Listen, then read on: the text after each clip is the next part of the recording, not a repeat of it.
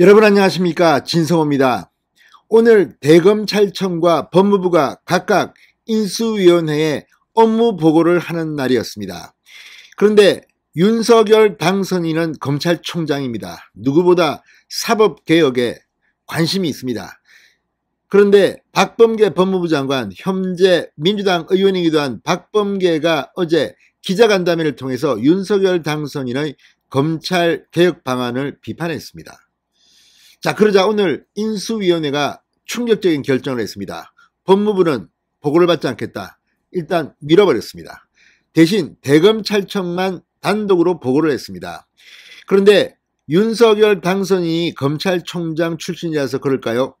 자, 그동안 문재인 정권의 눈치를 봤다고 비판을 받았던 김호수 검찰총장이 대검찰청 후배들의 압력 때문인지 아니면 본인이 윤석열 당선인에게 줄을 서겠다고 판단했는지 아주 충격적인 보고를 시작합니다. 무엇보다 윤석열 당선인의 검찰 공약에 대해서는 모두 찬성한다. 1년 만에 180도 문재인 정권의 검찰개혁 방안과 다른 의견을 냈습니다. 그리고 더 충격적인 것은 조국 법무부 장관 때 만든 이 셀프 규정이 있습니다.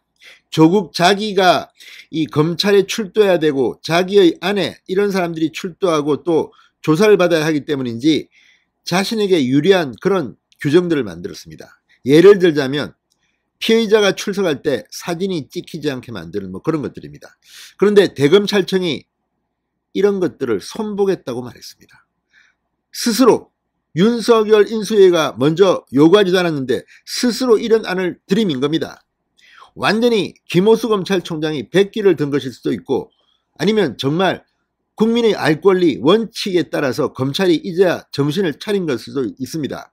어떤 경우든 문재인 정권은 지금 굉장히 충격을 받았을 것 같습니다. 오늘 대검찰청의 인수위 보고 광경 상당히 놀랍습니다. 진성호의 융단 폭격 시작합니다.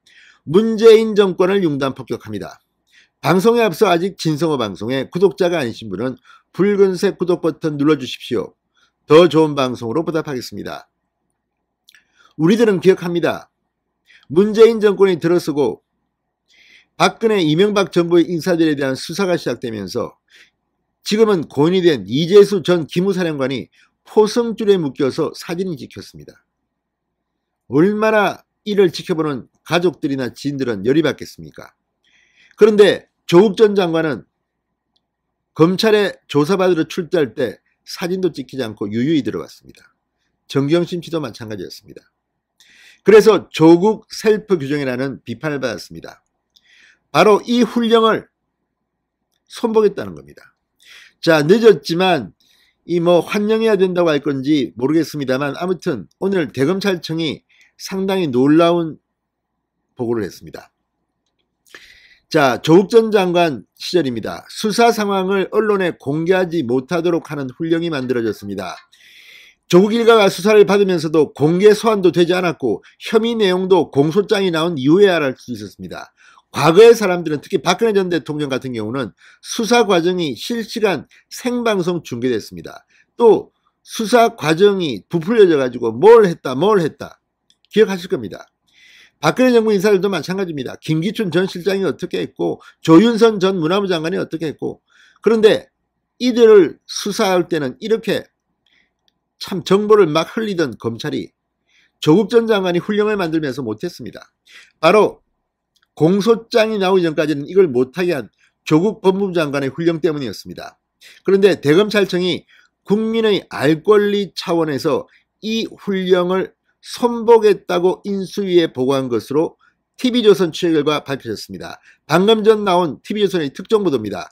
오늘 인수위는 새 정부 공약에 반대해온 박범계 장관 법무부의 업무 보고는 받지 않았습니다. 자, 대검찰청의 이런 변화 환영하면서도 상당히 마음이 불편합니다. 왜 문재인 정부 때는 이걸 못했다가 갑자기 대통령이 바뀌니까 이제야 눈치 보고 윤석열 충성하는 겁니까 뭡니까? 자, 조국 수사가 본격화된 2019년 10월 1일입니다. 당시 법무부 장관은 조국이었습니다.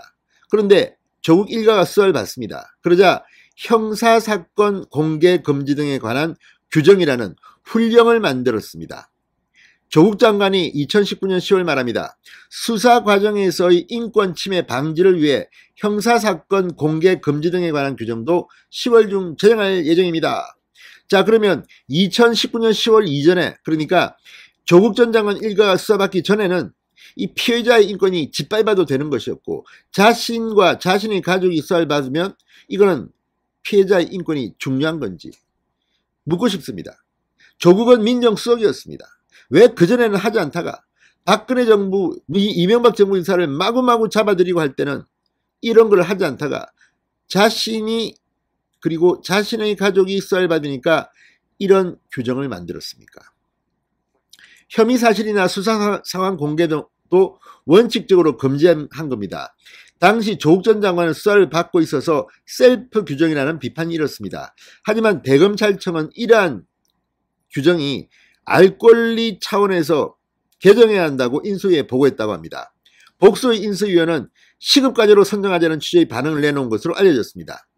윤석열 당선인이 최종 승인할 경우 취임 직후 훈령 개정으로 시행될 전망입니다. 이런 가운데 인수위는 박범계 너는 하지마 이렇게 했습니다. 자, 아무튼 오늘 이걸 보면 상당히 세상이 변하고 있습니다.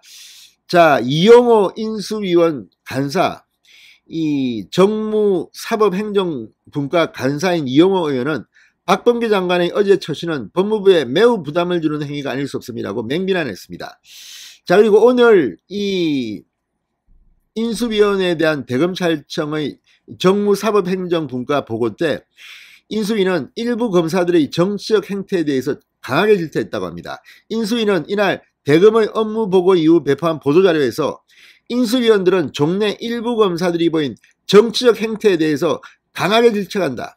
당선인이 검찰 출신이라고 해서 검찰에 특별히 힘을 실어줄 것이라고 오해하거나 자만하지 말 것을 각별히 강조했다고 밝혔습니다. 자, 일부 검사들이 보인 정치적 행태.